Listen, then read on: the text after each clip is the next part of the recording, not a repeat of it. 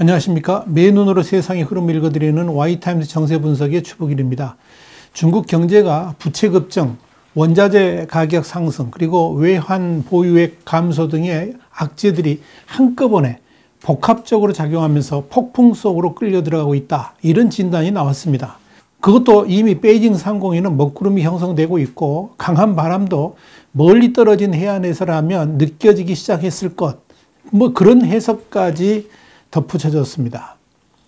다른 신문도 아니고 홍콩에서 발행되는 사우스 차이나 모닝 포스트가 5월 31일자 기사에서 헤드라인을 올린 것이 바로 이겁니다.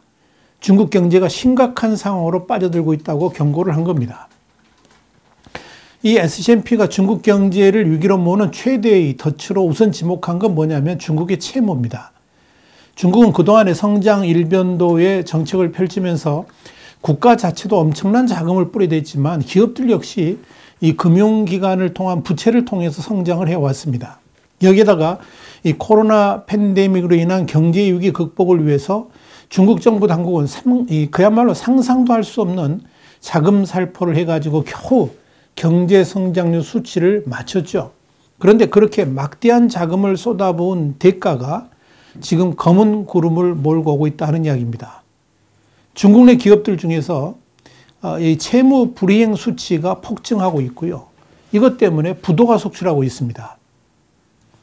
실제로 최근에 언론 보도에 따르면 중국 내의 부채들이 급증한 상황에서 이걸 연장하기 어려운 상황으로 이렇게 계속 빠져들고 있다 보니까 이 대출 관련된 채무 불이행이 놀랄 만큼 늘어났다는 겁니다. 올해 들어서 중국 내 기업의 부실화율이 2015년 중국 증시 폭락 때의 2배 이를 정도입니다. 그렇다면 할 말 다 한 거죠. 자, 그러다 보니까 이 중국의 부채 시장은 더 엄격해지고 또 대출의 폭도 줄이다 보니까 어려움은 더욱더 가중되고 있다 하는 이야기입니다. 일본에서 발행되는 니케이도 지난해 12월 19일 이런 보도를 했습니다. 중국의 국가 부채하고 지방 및 기업들의 부채가 중국 경제를 위태롭게 만들 수 있다라고 지적을 했던 겁니다. 이런 위기를 중국 당국도 인식하고 있지만 이 뾰족한 대책을 세우지 못하고 있다는 것이 진짜 위기의 근원이다. 이렇게 밝힌 겁니다. 그래서 중국 당국이 외국인들의 투자 유치를 적극화하고 있는데 문제는 미중 충돌로 인한 디커플링과 또 EU하고도 이제 경제협약 체결이 불발됐지 않습니까? 이런 이유 때문에 그마저도 쉽게 풀리고 있지 않다. 그래서 어려움은 더욱더 가중되고 있다. 이런 분석이 나오는 겁니다.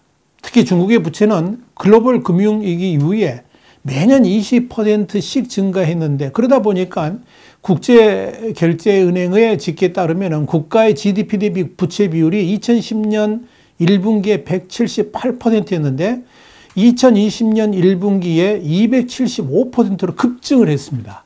여기에 코로나 팬데믹으로 인해 가지고 부채까지 늘어나면서 중국의 이런 어려운 상황은 더욱 악화될 수밖에 없을 겁니다. 이 경제 상황의 악화는 당장 중국 4대 은행의 부실 부채 급증으로 나타납니다. 니케이는 지난 4월 10일자 보도에서 중국 4대 은행의 부실 부채가 작년에 22% 증가했고 올해는 더욱더 늘어날 것이다. 이렇게 예측을 했습니다. 빅4 은행의 지난해 12월 말 대손 잔고도 9,999억 위안입니다. 이건 1,525억 달러 정도 되는 거죠. 그런데 전년보다 1,810억 달러나 늘어났습니다. 엄청나게 늘어난 겁니다. 이와 관련해 가지고 중국 농업은행 부사장은 부진한 부채는 주로 제조업과 도매업, 소매업이라든지 서비스업에서 비롯된다고 말을 했습니다. 이건 지금의 중국 경제 상황을 그대로 말해줍니다. 당장 미국의 신용평가 회사인 무디스는 중국 경제 악화로 인한 지속적인 경제적 불확실성 그리고 이 자산에 대한 상당한 위험을 지적을 했습니다. 그러면서 특히 이 소규모 기업을 위한 비즈니스 환경은 여전히 좋지 않다라고 말을 했습니다. 그 말은 결국 경제의 뿌리가 흔들리고 있다 이런 의미입니다. 또 하나 심각한 건 뭐냐면 지방채 문제입니다. 지방정부의 부채가 지난해 말 사상 최고치를 기록했기 때문에 그렇습니다. 중국 경제 매체인 21세기 차이징은 2020년 지방정부가 발행한 전체 채권 규모는 6조 5천억 위안 정도, 그러니까 우리나라 돈으로 한 1089조 원 정도, 엄청납니다. 이렇게 달한다. 이렇게 보도를 한 겁니다. 이건 역대 최고치였던 2016년 6조 458억 위안을 훨씬 웃도는 규모입니다. 이 지방정부 부채 규모가 급증하는 이유 뭘까요? 올 들어 경제가 이렇게 둔화가 됐지 않습니까? 그러니까 여기에 대응하기 위해서 중국 지방정부가 채권 발행을 통해 가지고 자금 조달에 나섰기 때문에 그렇습니다. 문제는 이런 지방 부채의 증가가 한도를 이미 넘어섰다는 데 있습니다. 지방정부 부채율이 국제적으로 통용되는 위험 수준인 100%에서 120% 경계 수준을 이미 넘어선 것으로 추정이 되기 때문에 그렇습니다. 과연 이 지방부채 문제도 중앙정부가 잘 해결해 나갈 수 있을지 이게 의문입니다. 그러니까 중국 경제로서는 엎친 데 덮친 격입니다. 중국이 넘어야 될 또 하나의 파고가 있는데 그게 바로 원자재 가격 상승 문제입니다. 중국이 국가부채 증가와 함께 먹구름을 몰고는 두 번째 요소죠. 우리 신문은 이미 중국의 전랑 외교로 인한 호주와의 갈등이 중국 경제에 치명타를 입히고 있다라고 분석을 해드린 바 있습니다. 지난 5월 29일자 우리 와이타임스 기사에 자세히 보도가 됐고요. 그리고 유튜브 동영상은 850회차에 자세히 말씀드렸으니까 참고하시기 바랍니다.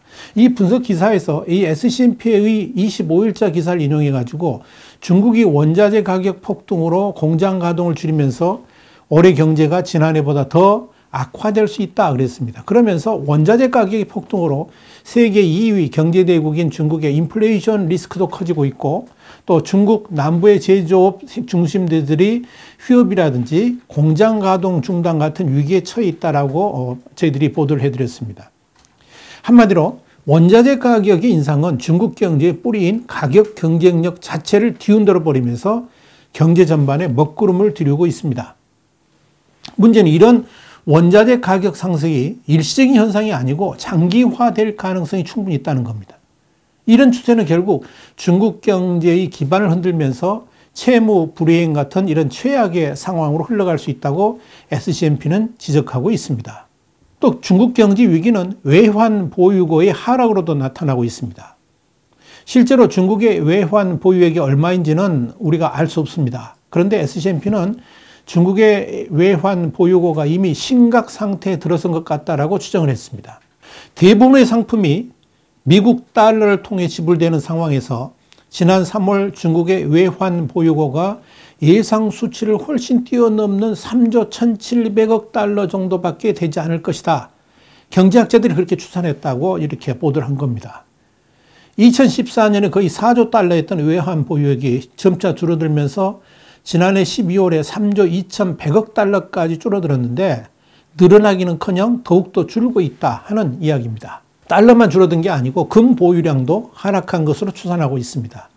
이런 외환 보유고의 감소는 중국의 경제 성장을 가로막는 저해 요인이 될 것임이 분명합니다. 그런데 말입니다. 앞으로가 더 문제입니다. 그동안 중국 경제는 부동산 경기에 상당 부분 의존해 왔는데요. 문제는 중국 내 부동산 회사들이 전체 부채 상환의 25%를 채무 불이행으로 이렇게 처리할 정도로 상황이 지금 너무너무 좋지 않습니다. 당연히 중국 내 부동산 개발과 또 건설 지출이 둔화가 될 겁니다. 이렇게 되면 부채 상환과 장기 자금 확보는 더욱 어려워지겠죠. 이런 부동산 문제는 중국 경제를 어려움으로 빠져들게 만드는 중요한 변수가 될 겁니다. 당연히 부동산 개발은 급전직하면서 부동산 가격 또한 추락할 가능성이 있습니다. 여기에 대출이 갈수록 어려워지면서 부동산 시장은 더욱 급냉할 것입니다. 이런 국내적 상황에다가 원자재 가격의 상승과 수급 불안정은 중국 경제에 막대한 타격을 가져다 줄 겁니다. 중국은 광석을 비롯해 가지고 농축수산물 그리고 원유, 비철금속, 특히 구리 같은 이런 것들에 대해서 대규모 수입국인데요. 중요 수입국이었던 호주와의 관계도 끝장난 상황에서 이 다른 나라들로부터 대체 물자를 얻기도 쉽지 않을 것으로 전망되고 있습니다. 여기에 중국이 전혀 예상하지 못했던 카드가 바로 홍콩 문제입니다. 홍콩은 중국의 돼지 저금통이다 이렇게 불려왔습니다. 그만큼 홍콩을 통해 얻는 것이 많았다는 의미죠.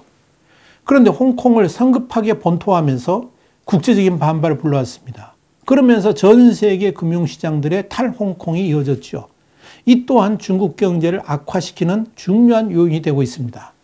한마디로 그 소중한 대지 저금통을 시진핑 주석의 삼선 연임이라는 탐욕을 위해서 깨뜨려버린 셈입니다. 사방이 캄캄한 상황에서 진짜 문제는 지금부터 터질 가능성이 많다는 게 전문가들의 지적입니다.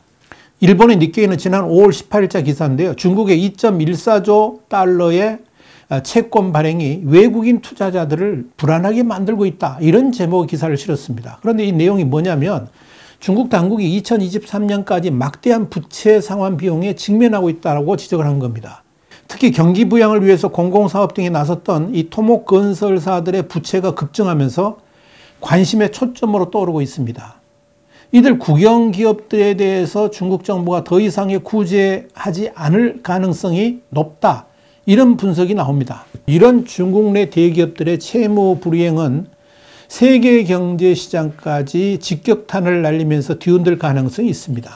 문제는 불과 2년 후인 2023년까지 돌아오는 채권이 2018년부터 2020년까지 만기가 도래했던 채권 가치보다 무려 60%나 더 많은 2조 1,400억 달러나 된다는 점입니다. 이에 따라서 부실 채권 관리회사인 중국 화롱자산운용이 채권은행들의 승인을 얻어가지고 1억 달러의 채무 상환을 일부 연기하기도 했습니다만 그렇다고 이 근본적인 문제가 해결되는 건 아니죠. 중국 화롱그룹은 채권을 거의 3,300억 위안, 그러니까 한 511억 1천만 달러 어치나 보유하고 있는데요. 그 중에 60%는 2023년까지 만기가 도래를 합니다. 자, 채권 상황이 쇄도하고 있는 대형 채무자는 중국 화롱뿐만이 아닙니다. 리피니티브가 집계한 자료를 보니까요. 2021년에 총 7,480억 달러, 2022년에는 6,690억 달러, 2023년에는 7,270억 달러가 될 것이다. 이렇게 예상된다고 니케이는 전했습니다. 중국 기업들은 보통 만기가 1에서 3년 정도의 채권을 발행하는데 이 신규 채권 발행은 또 계속된다. 이걸 감안하면 이 상환 가치는 계속 상승할 것으로 전망이 됩니다. 여기에다가 국영 대기업들의 엄청난 부채도 문제입니다. 국영철도그룹은 2023년 말까지 900억 달러 안팎의 채권을 상환해야 되고요. 국영그리드공사는 140억 달러 안팎의 채권을 상환해야 됩니다. 두 회사 모두 철도 같은 이런 SOC 건설로 해가지고 중국 경제 성장을 이끈 핵심 회사들인데 이제 그로 인한 채무를 갚아야 될 시점이 다가온 겁니다. 중국 지도부는 공기업의 과대한 부채로 정부 신용도가 떨어지지 않도록 정부 보증을 줄이겠다는 방침을 세우면서 그동안 위안화 표시 채권 불이행이 1, 4분기에만 950억 위안으로 기록적 증가를 보이고 있습니다. 이에 따라서 구제 금융도 늘어나고 있는데요. 정부 지원까지 줄어들게 되면 채무 불이행은 더욱더 늘어나지 않겠나 이렇게 보여집니다. 여기에 대해서 지아센 국무원 개발연구센터 부연구위원은 이렇게 말을 했습니다. 중국 기업들은 투자 효율성이 떨어지는데도 여전히 자산으로 급성장하고 있다라고 말을 한 겁니다. 문제죠. 중국 내 경제 상황이 이렇다 보니까 해외 투자자들이 더욱더 불안해하고 있습니다. 특히 중국 시장의 거의 10% 차지하는 외화 표시 부채가 주목 대상입니다.